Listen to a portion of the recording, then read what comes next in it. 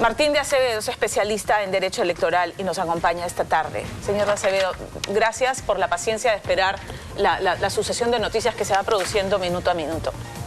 Pamela, muchas gracias por la invitación. Dale. Qué bueno tu programa y qué bueno el tema que estamos tocando, ¿no? A tus órdenes para cualquier consulta al respecto. Correcto. Perú Libre reclama elecciones para el 2023. Entiendo que, porque lo ha dicho el presidente del Congreso, ya no sé si el presidente del Congreso, algún congresista que participó, Hernando Guerra García, que el Ejecutivo presentaría un proyecto en esa línea, porque originalmente presentó abril 2024 y ahora la misma presidenta dijo, vamos a ver la forma de adelantarlo al 2023. ¿Cuáles son los plazos mínimos para organizar una elección general?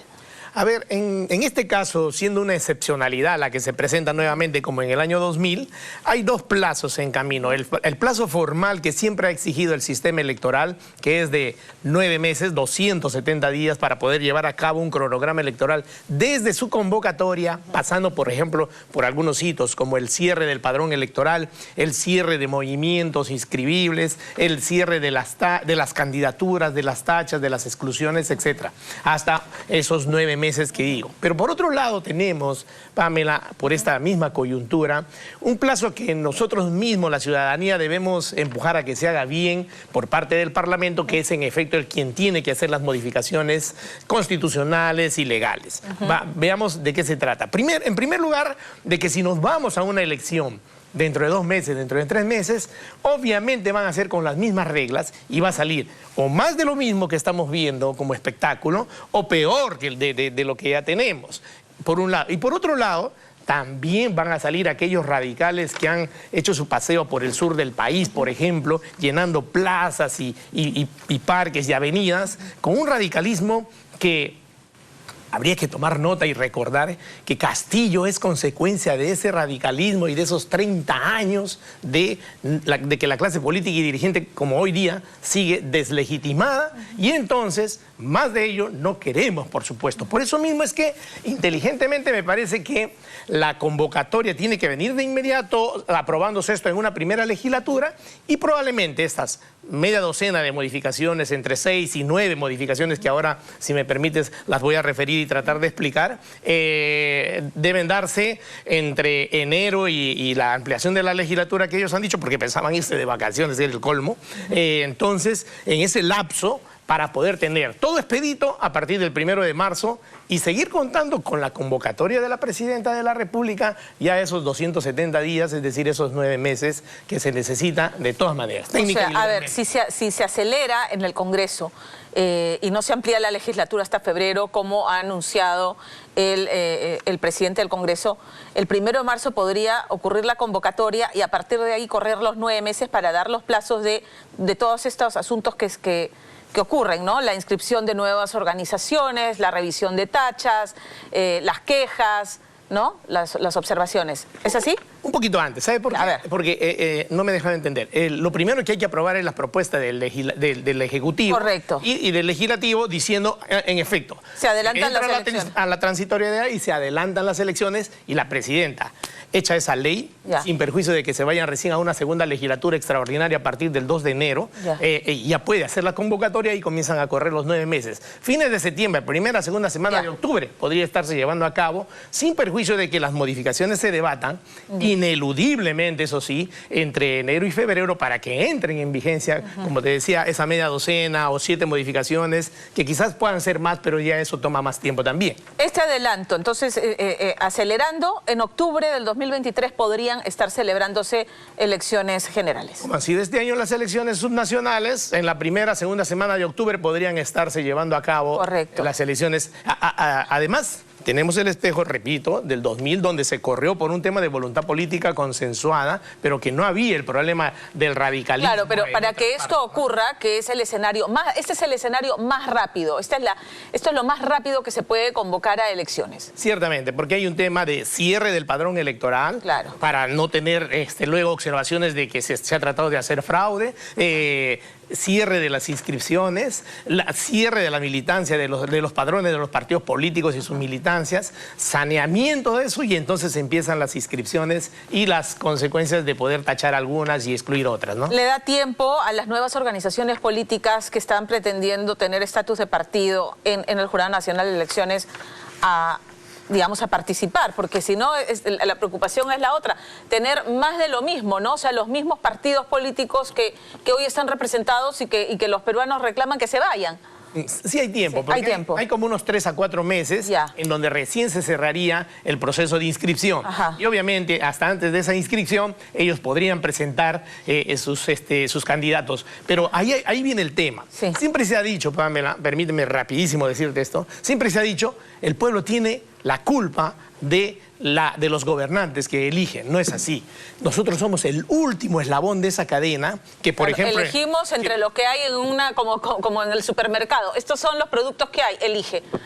Bien gráfico. En Loreto, por ejemplo, son 4 candidatos al Parlamento. Ajá. El día 5 de octubre, por ejemplo, que caiga domingo, nosotros vamos, abrimos ese closet y tenemos 4 ternos. Uno de los 4 hay que ponerse. Claro. Pero ¿cómo llegaron ahí? Ese es el tema que necesita de estas 6 o 7 modificaciones que te comentaba. Por ejemplo, militancia política, elecciones primarias abiertas para que todo el pueblo pueda participar, obligatorias para que todos los partidos políticos lo hacen y quien no pasa por ese aro no va a las elecciones generales, y simultáneas para que todos sean también elegidos en ese sentido. Porque de esa manera evitamos la improvisación de personajes que llegan luego a estos 130 y al Poder Ejecutivo sin saber absolutamente nada, porque no han tenido ni siquiera un mínimo de militancia, un mínimo de capacitación, un mínimo de preparación para un cargo importante que va a ser además bien remunerado durante 5 años, de modo que nos representen y vayan ganándose la legitimidad conforme pasa el tiempo. Ocurre todo lo contrario. Como uno se escoge a ciegas y finalmente se termina votando de esta manera, entonces no tiene la precisión, por ejemplo, yo en San Borja, de saber cuál es mi congresista, cuál es el congresista que me representa de los 35 que hay en Lima Metropolitana. Pues ninguno. ¿Por qué? Porque abrí ese día el closet y de los 35 tenía que escoger, bueno, a quien haya hecho mejor su propaganda o su publicidad política y electoral. Y de eso no se trata. También sería necesario obligarles a profesionalizar la política, es decir, un mínimo de militancias, no improvisados, primarias, y las primarias con una tabla, tipo tabla de posiciones, ahora que estamos en el fútbol y en el mundial. ¿El voto preferencial debe eliminarse? Yo pienso que sí, porque solamente en tiempos de crisis económica solamente permite a aquel que tiene dinero, en efecto, posesionarse bien dentro de un propio partido político como ahora existen, además como etiquetas, cualquier cantidad, sin militancia, sin locales, sin todo lo que ya se sabe, ¿no? Y finalmente terminando como vientre de alquiler, que el que tiene dinero compre ese voto preferencial, porque hay subasta. Y hay unas internas que es una burla para la propia militancia. ¿Cómo han sido las que acaban de ocurrir para que la población se dé cuenta? Son unas internas donde se ponen 2 candidatos y pierde el líder del partido, como ha ocurrido en Trujillo, como ha ocurrido en Surco, y sencillamente el dueño del partido político de esa etiqueta lo impone en primera instancia, lo impone en segunda instancia y le dice al Jurado Nacional de Elecciones, ganó. Claro. ¿Por qué? Solamente porque es el líder del partido, solamente porque tiene el voto preferencial, solamente porque lo fundó, solamente porque ya es un personaje público, y termina no representándonos, Pamela, y ese es el peligro en el que estamos y luego que nos lleva a este tema y a este tipo de retroceso en lo que debería ser más bien un avance. La reelección congresal y de autoridades regionales y municipales debiera revertirse, o la no reelección debiera revertirse. Ahí hay que hacer una precisión, ¿no? Estamos discutiendo temas inmediatos. Los gobiernos subnacionales ya han sido elegidos. Bien, muy bien. Para ellos, una segunda reelección me parece que es muy pertinente. Un alcalde gana o un gobernador gana experiencia recién al 2.o 3.er año de su mandato, y está bien un segundo mandato. Muchos alcaldes exitosos han tenido 2 mandatos, pero aquellos que han llegado hasta 5, tampoco, porque entornillarse en el poder lo haces solamente porque es corrupción o porque no tienes otra opción de vida, sino que vives de la política corrupta que has generado a partir de clientelismos en tu distrito o en tu provincia. Ese es un tema que de repente no se debe tocar hoy día, pero Para el Congreso, me parece que una reelección, no de los que se van a ir, porque ahí tiene que haber una disposición transitoria, los que se van a ir se tienen que ir, el pueblo lo ha dicho ya hasta la saciedad, se tienen que ir, sino para los que vengan más adelante, no solamente la reelección, sino también la renovación por tercios o por mitades, que permitirá al pueblo, a nosotros, estar viendo y a los 2 años o año y medio ver que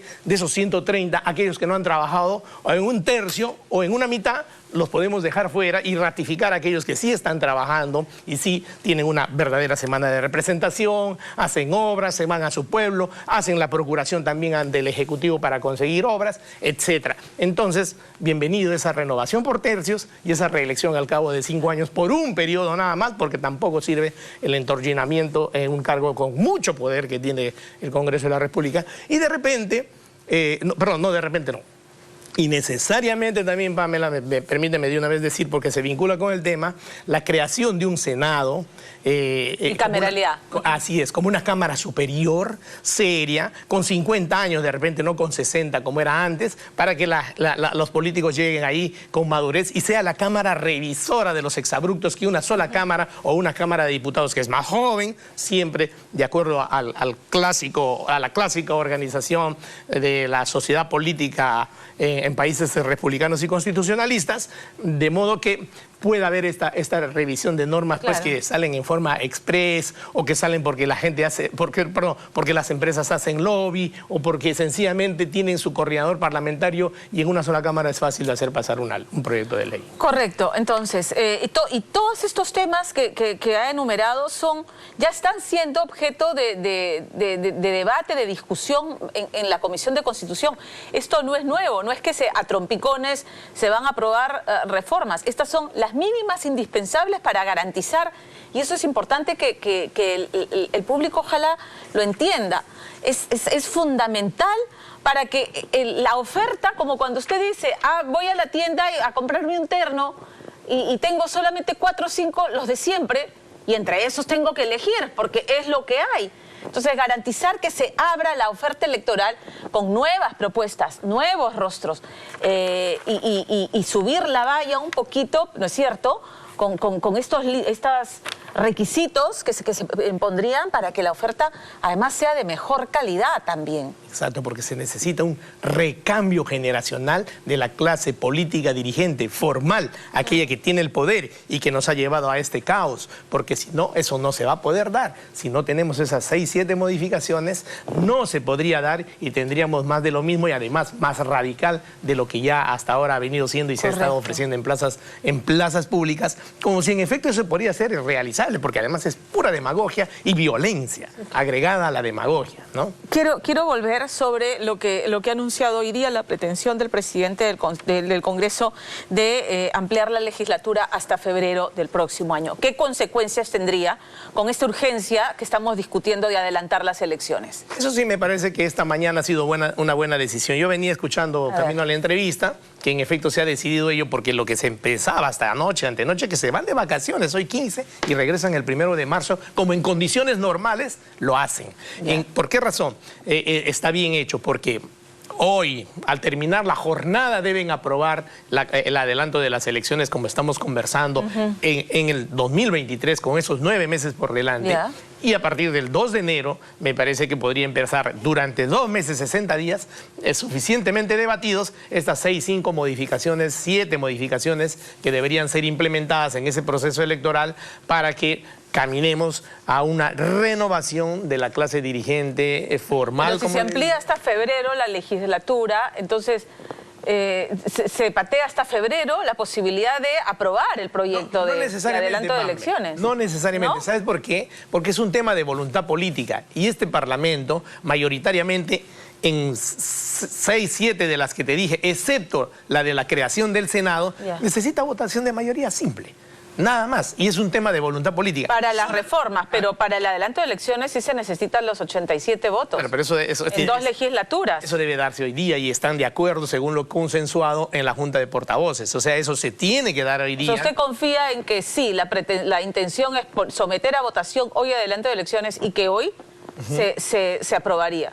que inclusive con voluntad política también podía ser agregado lo del Senado, aunque ahí hay un debate mayor que dar de repente para ver cómo se conforma, cuántos son, qué límite de edad tienen y quizás, como se trata de elegir una Cámara de mayor calidad, algunos requisitos que deben tener estas personas para poder accesar al Senado y tener la posibilidad de que con bastante sapiencia de las cosas públicas, de gestión pública, por ejemplo, tener una maestría en gestión pública que ahora está en todas las universidades prestas a brindarse, de repente ese debate podría dejar el tema para, si hay voluntad política, Pamela, para enero. No necesitan irse hasta el 28 de febrero. Sería cuestión de que en efecto se convoquen 2 o 3 veces por semana y en un par de semanas, si en efecto hay voluntad política, se termina con este tema, se tiene cerrado el tema en enero, no necesariamente al fin de la próxima legislatura. ¿Usted tiene fe que esta ampliación de legislatura tiene buenas intenciones? No. Yo tengo mi preocupación más bien de que esta ampliación sea para patear el debate y no aprobar hoy el adelanto de elecciones, que es lo que se esperaba que ocurriera. Pamela, todos nosotros tenemos un compromiso.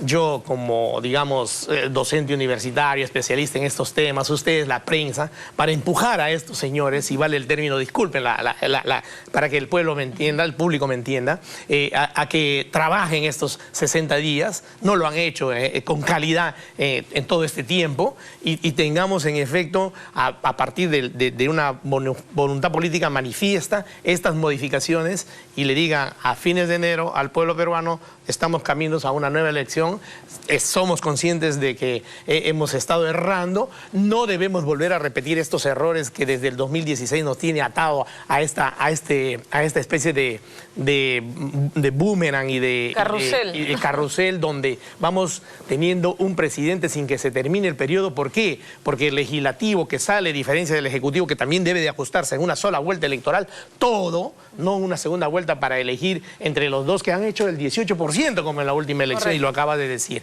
sino en una sola vuelta electoral todos y establecer un parlamento y un ejecutivo serio que en efecto tenga contrapeso de poderes, pero no la vindicta de decir, muy bien, tú ganaste el ejecutivo, pues yo soy dueño del parlamento y ahora me vas a soportar. Señor Acevedo, le agradezco mucho habernos atendido esta tarde. Gracias por estar con nosotros. Disculpen el apasionamiento para explicar las cosas. Gracias. Gracias. Nosotros tenemos información.